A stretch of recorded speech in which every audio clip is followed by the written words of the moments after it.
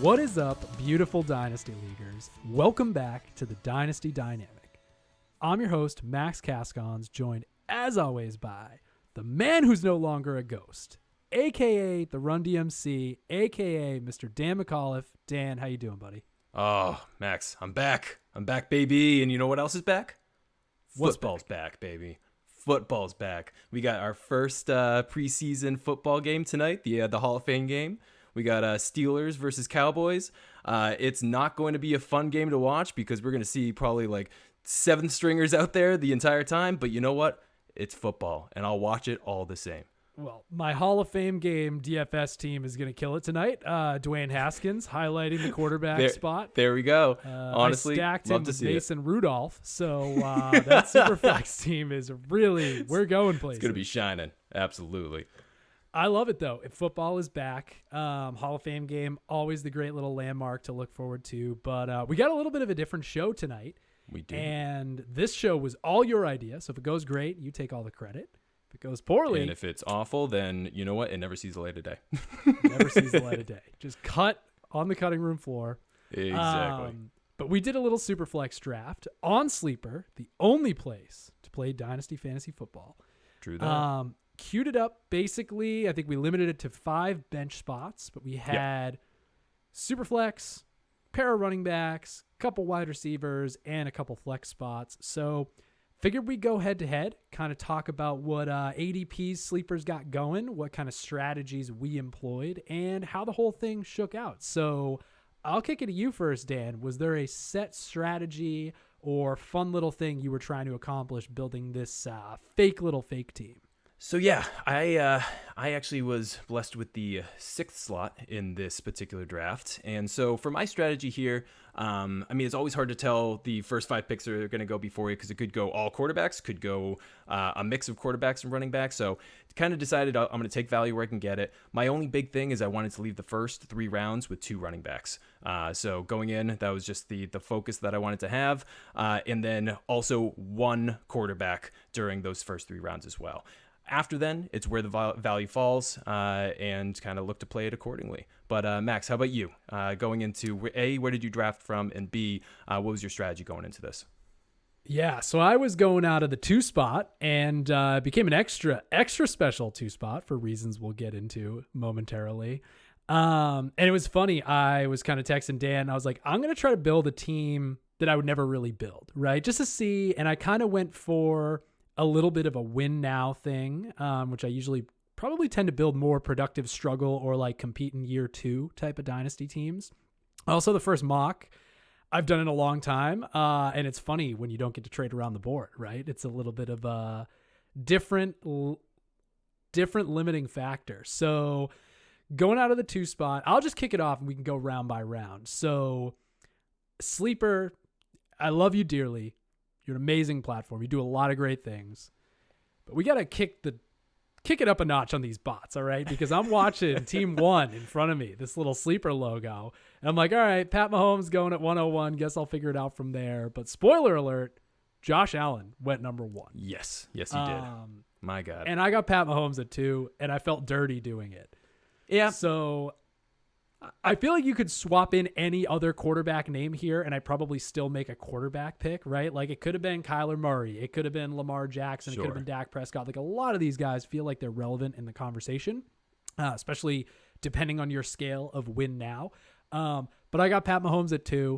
There's not much else you need to say about that. No, exactly. Besides, thank you. You say thank you to the Sleeper bot right there. And I, of course, love that pick. Great pick to be able to have just fall into your lap. So at the 106, was looking at who was going to be falling there, and I had a couple running backs already go off the board. So you had CMC go off the board. You had Dalvin Cook, be still my heart. So I was then looking at, other quarterbacks that were remaining or continuing on my strategy of staying true to getting 2 running backs in the first 3 rounds. And I had Saquon Barkley sitting there. And listeners can listen to the 2 episodes ago where we talked through Saquon Barkley and our love for him and our expectations being extremely high for him going into the rest of his career, right? Certainly this year, but just the rest of his career. He's a fantastic running back. And I didn't want to turn down the opportunity to be able to pick him up there. I definitely was hard pressed on looking at a Lamar Jackson or a Herbert, but decided to see where the board would fall and what quarterbacks might be available in the second 2 rounds afterwards. So Saquon Barkley was my choice there. Then we had a good, 6 and then 12 total picks go off the board there. And I'm sitting at the 207 now. And this is where I started to see, of course, you had Lamar Jackson, Herbert, Prescott, and Burrow all go off the board. But there was someone sitting there at 207 that I was very keen on being able to see if I could slide him into that second round slot. And that was Trevor Lawrence. The rookie phenom. And again, at that point I was like, oh, might as well just go with generational talents all around for the first 2 rounds here, and pick him up as well. You see him in so many times go at the end of the first, kind of early second. So I still felt like I was getting a little bit of value there. Hard pressed. There was other guys like Russell Wilson on the board, but had to go with my boy, Trevor Lawrence there. I mean, you're basically drafting Sunshine from Remember the Titans. Exactly right. Throw a ball, he can throw the ball a mile, but he can't pitch it 3 yards. He has to learn how to do the rev. I mean, what do you want me to say? Trevor Lawrence, he's the prodigy. He's the long-haired kid. I feel like you could make a reasonable case to take him in the first round. Yeah. I really think that, you see him getting pushed aggressively up draft boards. He's about as bulletproof a prospect as we've had at the quarterback position in quite some time. Exactly. So, before we move on to my second pick, was it interesting for you to see Justin Jefferson going in the first round, first wide receiver off the board? Yeah, that was kind of wild, to be honest. That was I can see it. I mean, I was equally. I mean, in our startup that we had there before, I was taking. Well, it was a 14 team, so it's a little different. But AJ Brown up there is like sometimes you got to take these bigger swings. I think him going at like the 110 is like a little early for someone like that. I'd rather probably swap him with a Tyreek Hill, but that was kind of interesting to see that he is just skyrocketed up after his rookie season. That is pretty wild to see. Yeah. So a couple running backs I would have liked went between your pick and mine. Najee Harris off the board, DeAndre Swift off the board. And keeping with the theme of building a team I've never built, I'm sitting at the 211 and Russell Wilson's staring at me. And I'm like, you know what? It'd be really fun to see if I did ever go back-to-back quarterback, how this team turns out. So that's what I did. I pulled the trigger, and I mean, barring injury, I'm set at the quarterback position for the next 5 years. Minimum, absolute minimum. Pat Mahomes, Russell Wilson. So it was a different thing. It's not how I build teams. I typically target quarterback a lot later. And I think we were able, when we get to the mid rounds, you can see why some of that value is sitting there. But it curled around. J.K. Dobbins rounds out the second round. Kyle Pitts. Third round reversal. George Kittle goes next. And then I'll let you kick it on back to your pick. Absolutely. So had about 4 more picks go before it was my turn to pick.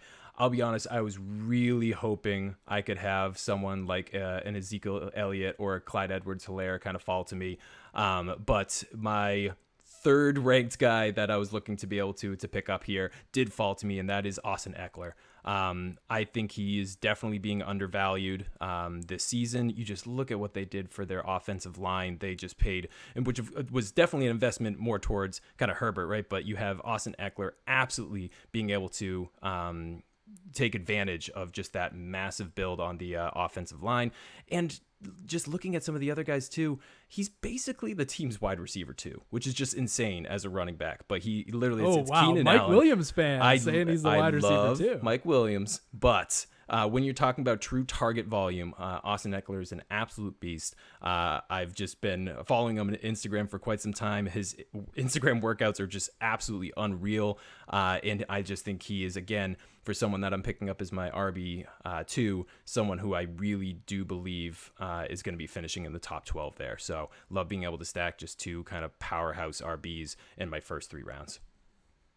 I love Austin Eckler, the player. Got to be one of the best undrafted free agents of all time. Absolutely. And feels like one of those guys. I know I've seen the workout videos. Feels like he has a chip on his shoulder, like kind of the same way Brady does, where it's basically like nobody wanted me, and now I'm going to show everybody. I mean, he went to Western State, Dan, which I'm Off the top of my head, I'm 99% sure that's correct. Fact check. This was, he's got a lot to prove. I'm happy to see him healthy this year. Rashawn Slater, their first round lineman, is a monster. He and Penei Sewell, you don't get offensive linemen that come around that look like those guys. And so it's a great cornerstone for, obviously, to protect your young QB, Justin Herbert, and help out the run game and help, the whole pass game function as well. Exactly. So a couple more picks go by. And actually, murderer's row of wide receivers. Stephon Diggs, DeAndre Hopkins, CeeDee Lamb. And Dan, it would not be a Max Cascon's team if I did not walk away with Joe Mixon, who is still somehow 25 years old after all these years. After all this time. And this is where I shifted into the running backs, right? So I at least did keep this part. You've seen me build plenty of dynasty teams. A lot of people that we play with, I'm an RB zealot. Yep. And I stuck to my guns here. So took Mixon at the 311. Been a big fan for a long time. We've talked about Joe Mixon on this show. Curled back around, pair of rookies, Kyle Pitts at the 312, Jamar Chase at the 401.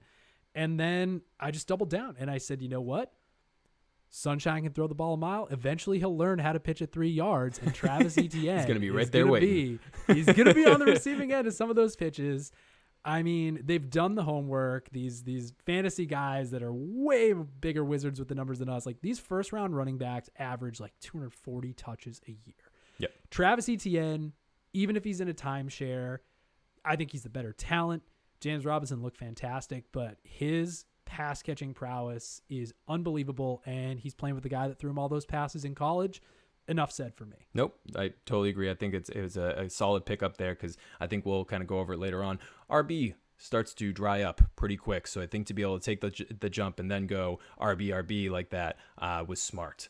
So then it flows to me at the 406 there, and I've got basically I've followed my plan to a T thus far, right? I had two running backs in the first 3 rounds and 1 quarterback. So now wanted to see what fell in terms of continuing on that running back train, just again knowing that it dries up, or if I wanted to start to grab some wide receiver or tight end talent. Darren Waller went right off the board, 2 spots ahead of me. I was heavily considering him there as just having You were considering Waller there. Yep. Interesting. I was, but maybe it saved me from myself. I decided to go on the wide receiver train there. Was also really looking at Terry McLaurin. He also went right off the board. So I'm looking at guys like Allen Robinson, Keenan Allen. Of course, you got Michael Thomas now with the injury news. He's slipping and probably should be slipping even further.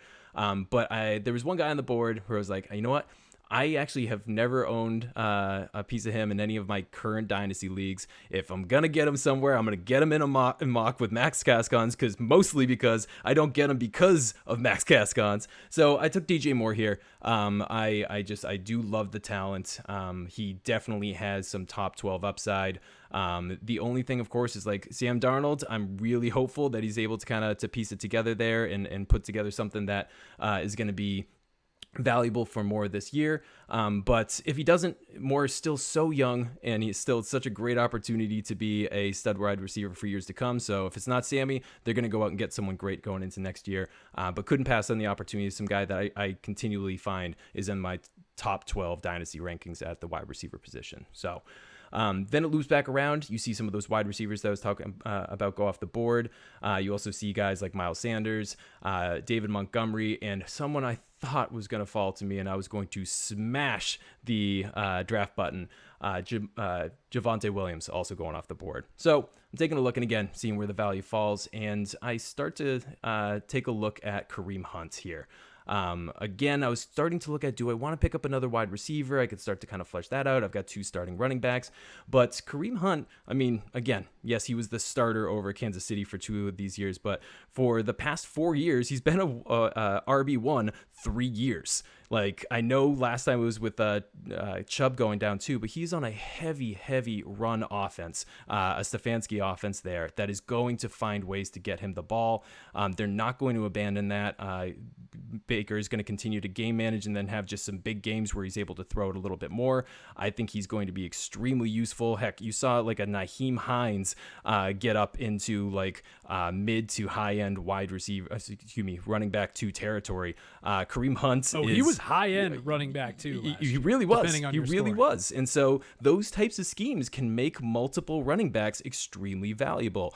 And that pair that with the talent of Kareem Hunt, who has already had multiple RB1 seasons, it's hard to not draft him at that position, just seeing the guys that were going after him. The only other guy I would consider around there is Carson, but I just wanted to stay a little bit younger and went with Kareem Hunt here.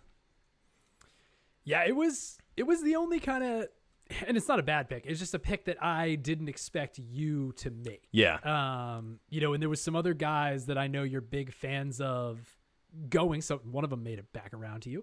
But Mike Evans wound up falling to me at the 5'11". Yep. T. Higgins went on the turn, like you said. Chris Carson at the 6'1". And knowing that you were maybe targeting Waller, a pick before, I found it crazy that Mark Andrews went over this guy, but our boy TJ Hawkinson sitting right there too. So Hunt is an interesting one. The talent's there. A lot of people are big on Nick Chubb this year. For sure. It'll be very interesting to see with a healthy Nick Chubb all year how that workload gets distributed. Totally agree. So a little bit of a wild card there, but want to take that chance again, just seeing the running back position dry up as much as it already had. So Max, who'd you take at your next pick? So I spoiled it a little bit, but Mike Evans at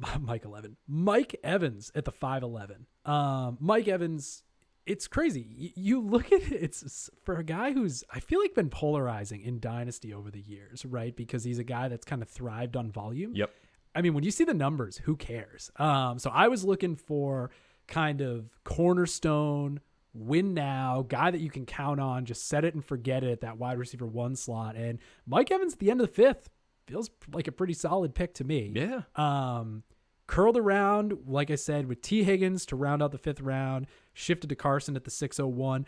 And then I did come back, Dan, and I was like, I never take tight ends early, but this is the anti-max team. Exactly. Right? Let's see if we can make this work. And I did pull the trigger on TJ Hawkinson, and it felt good. It felt good to just for once, have a real stud that I didn't have to pick up off the waiver wire and turn a pumpkin, into something else. Or nothing turns back into a pumpkin. I don't even know what I'm saying anymore. TJ Hawkinson is amazing.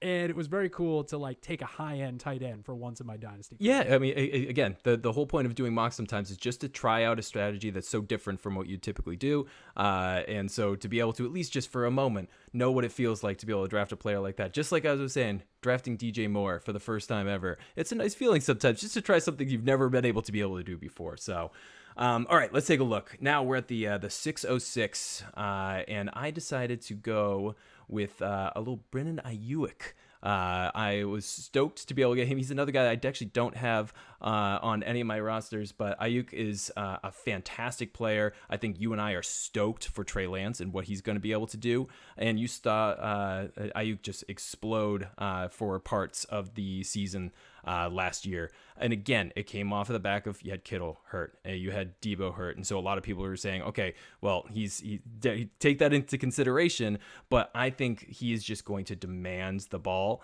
a decent amount, and I'm just really excited to see him play. So finally, after passing up on some potential other wide receiver talent, I still had one guy that was within the same rankings that I had with, say, like a Higgins, Devontae Smith. I was really excited to see Ayuk just kind of sitting there waiting for me as my wide receiver 2, because I think he's going to have some massive blow up weeks that's going to make him wide receiver 1 on certain weeks there.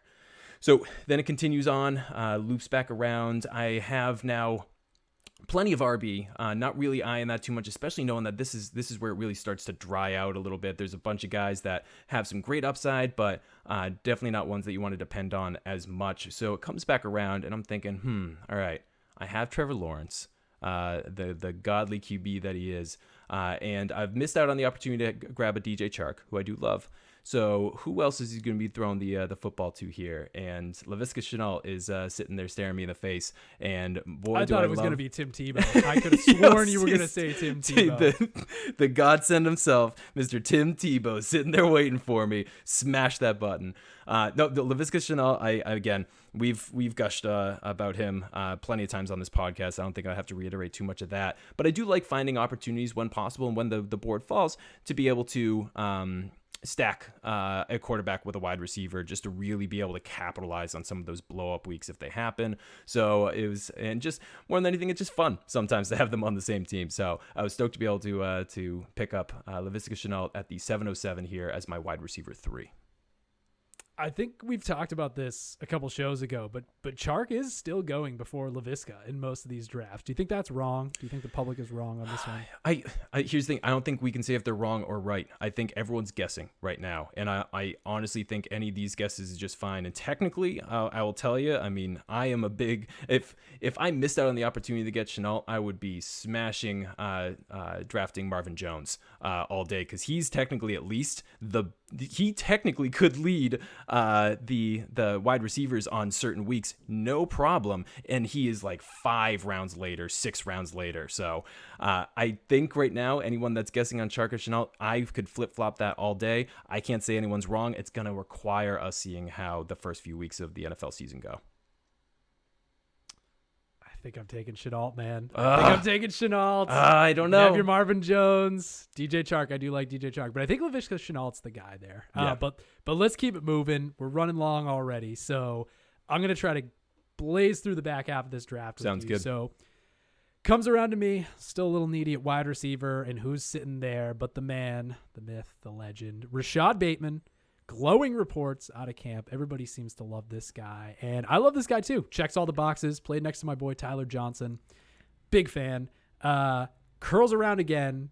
And this is where I just daggered Dave. Because I didn't see him take Shenault. We did this draft during the workday. Nice little sleeper, slow draft. Exactly. Get the auto picks there in the middle. And I was like, all right, I'm staring at a trio of wide receivers. And instantly, if there was ever a tiebreaker, I'm stealing Dan's guy, who I love anyway. This is true. Tyler Boyd in the 8th round. Dan, tell me how bad I hurt your feelings, and then move on with the draft. You just treat him well, okay? You just treat him well, and that's all I ask. Because as long as he's in good hands, if I can't have him, at least knowing that you can take care of him is just fine with me. So, all right, now going around, Max, you've already got your 2 quarterbacks there. So this is where, again, I'm starting to think of who's my next quarterback. This is a super flex league. I'm typically a fan of being able to punt quarterback down the road. This is actually sometimes where I start taking quarterbacks for my QB1, but I feel like I always reach for him because the ADP always has him buried behind some of these other guys like Tannehill or Stafford or Rodgers, etc. The guys who have proven themselves and definitely gotten into the top 12. But darn if I just can't quit Baker Mayfield as my QB2 in pretty much any league that I'm in. Just because, again, he's still so young and the upside is there. You just saw him kick into another gear at the end of this year. And whether or not that is actually going to carry over into this other year, he's apparently seeming great and super sharp in camp. He's got his weapons back with Odell and Jarvis Landry, both much more healthy than they were before. I'm just super excited to see him play going into the season. So Baker Mayfield, my QB2 at the 806 there. Loops back around to me, and then I start combing through some of the ADP, taking a look at just some of the guys I want to start considering later. And for some reason, Darrell Henderson is sitting there at the 907 for me. And I won't belabor it too much because, again, I think we've talked about him a little bit, but this is just a note to listeners. ADP is certainly not always right? And it's especially if news has happened kind of recently, it takes a little bit for it to catch up because each platform is going to compile their ADP differently, different time windows in which they start to look at who's rocketing up the draft boards. Darrell Henderson, literally right now, is the RB1 on a very high-octane offense. And for some reason, he's still available around the likes of like a Michael Carter, A.J. Dillon, Damian Harris, and Melvin Gordon. Like, come on, I'm going to take him all day, knowing that he went after some of those guys as my RB4. Book it. Darrell Henderson, 907. Yeah, the ADP is very platform dependent too, right? Yep. So, I mean, I only play on Sleeper because it's the best place to play, but I'm just going to keep plugging Sleeper. So, I don't really know what it's looking like on other platforms. There are some cool websites you can use to like aggregate ADP across these, but seeing a guy that's projected right now, as of today, August 5th, to get a massive workload on a high octane offense, yeah, I say push the button on Darrell Henderson.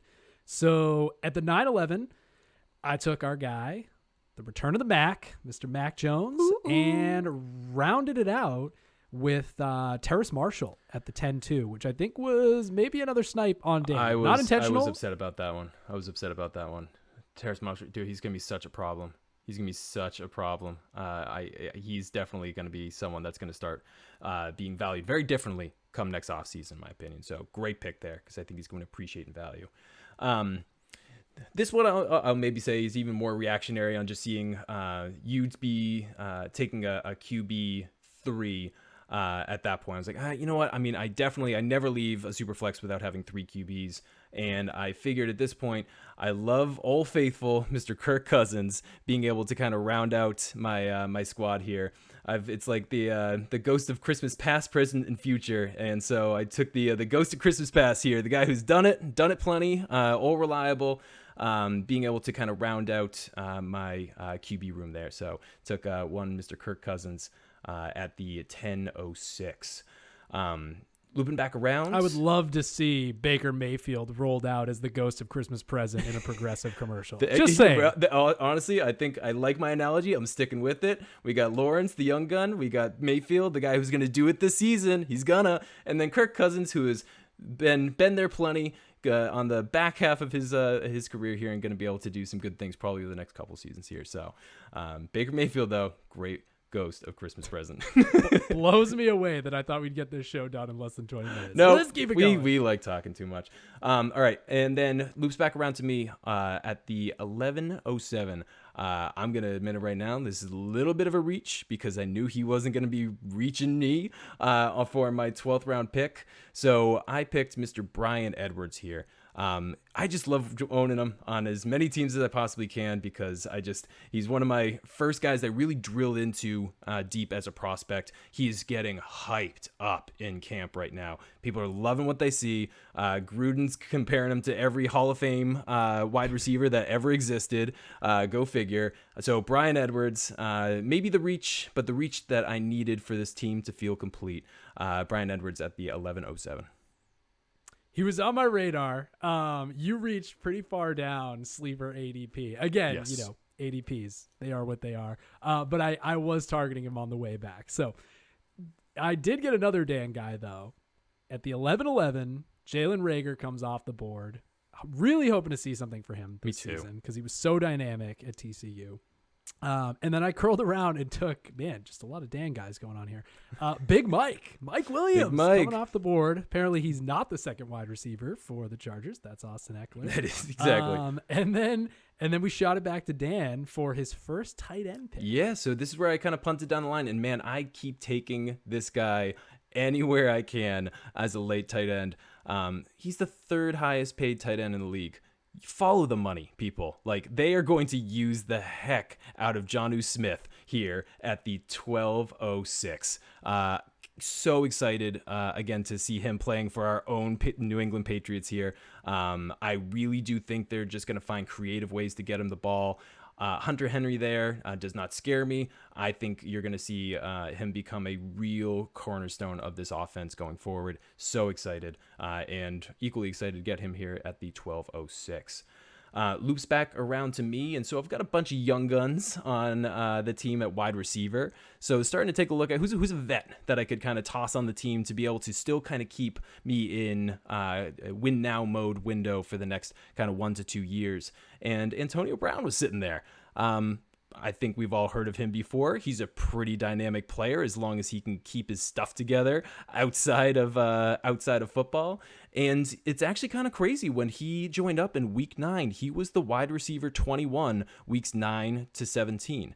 He led the team in targets remaining weeks. Exactly. Like it is. And who's to say what the actual kind of end game is going to be going into this season, right? But Tom Brady likes him. like a lot. And the target share drastically shifted. Actually, I mean, to be honest, a reason why I kind of passed on Mike Evans in the earlier rounds, to the detriment a little bit of both Godwin and Mike Evans, he just started to soak up some targets. And so who knows how it's going to shake out. But again, some guy that you've seen finish as a top 12 over and over again in plenty of years, and then still was getting great opportunity this year.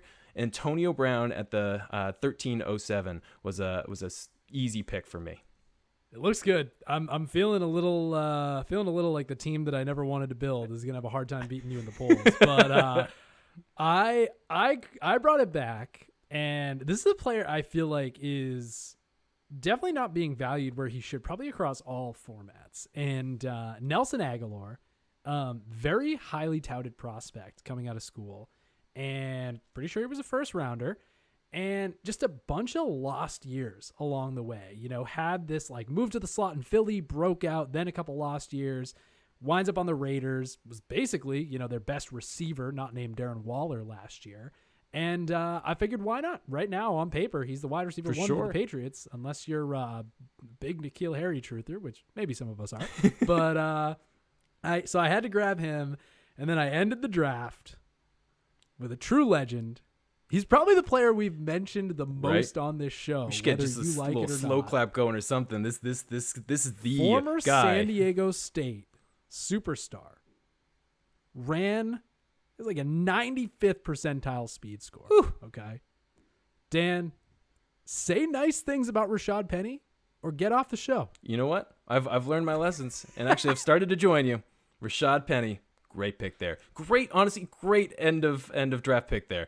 Awesome upside. I hear he's doing very well in camp. When I saw that, I was like, that's on brand, and I like it. So I'm just gonna start harassing his agent to get him on the show.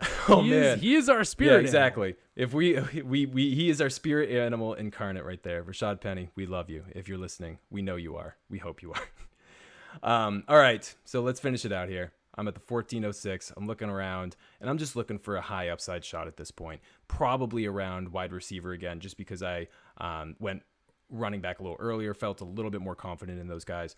So ended up going with Gabriel Davis. I think he showed out great last year. I think he's got a great opportunity to build on what he did last year. I think he's being a little overhyped right now. So at this point, as my last pick in the draft, I'm like, all right, this is fine. Because it seems very clear that Manny Sanders is being treated as the wide receiver 2 on the team going into camp, which is fine. I mean, they went out and got him for a reason. But again, Manny Sanders is getting old. Injuries happen, and he has the potential to slide in as the wide receiver 2 in a very powerful playoff offense. So Gabriel Davis at the 1406 to cap off the draft. And Marvin Jones was sitting right there, and you didn't take him. He was, and honestly, if I didn't take Chanel, absolutely 100% would have taken Marvin Jones. I was very much considering even having both of them on my team. So. I don't know. I'm just saying, people, go get Marvin Jones. Mr. Irrelevant. Should be noted, Mr. Irrelevant on this draft board is a player I think we both love. Yes. Closing it out at the end of the 14th round, Nico Collins. Ooh. Kid out of Michigan. Don't sleep on him, folks. Nope. But, yeah, I mean, we'll get the polls posted. We'll have our buddy at DFF Moose get it up there and vote. Let us know which team you like. Keep in mind that, it's basically a mistrial because Patrick Mahomes went at the 102. Exactly. Is it a mistrial?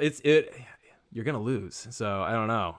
I think you just got a nice gift there. We're going to have to find out and see what the people say. Yeah, I think you got to, don't, don't deny that gift there because we'll see where the polls end up. So getting out of here for today, this is the Dynasty Dynamic. You stay classy, Dynasty Leaguers. Thanks for tuning in.